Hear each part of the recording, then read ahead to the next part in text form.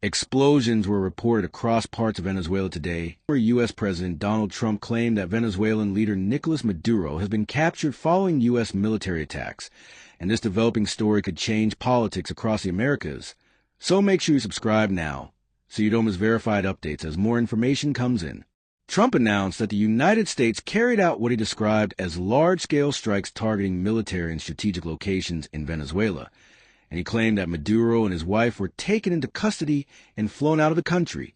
The statement immediately shocked the world, because no sitting leader of a sovereign country has been openly claimed to be captured by the U.S. in this way in decades. Reports from inside Venezuela described loud explosions, aircraft sounds, and military movement in and around Caracas, the capital. Flights over Venezuelan airspace were restricted as a safety precaution, and videos on social media showed smoke near military facilities.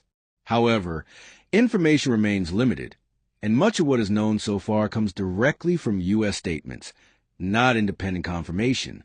To understand how we reached this moment, we need to look back. For years, relations between the United States and Venezuela have been deeply strained. Nicolás Maduro has led Venezuela since 2013, following the death of Hugo Chavez. Under Maduro, Venezuela has faced severe economic collapse, shortages of food and medicine, and mass migration, with millions of citizens leaving the country. The United States and several other countries accuse Maduro of authoritarian rule, election manipulation, and human rights abuses. Venezuela's government has denied these claims, saying it is under attack by foreign powers trying to control its oil resources. In 2020, U.S. authorities accused Maduro and top officials of involvement in international drug trafficking. Maduro strongly rejected those accusations, calling them politically motivated and illegal under international law. Since then, the U.S. imposed heavy sanctions and increased pressure on Venezuela's leadership.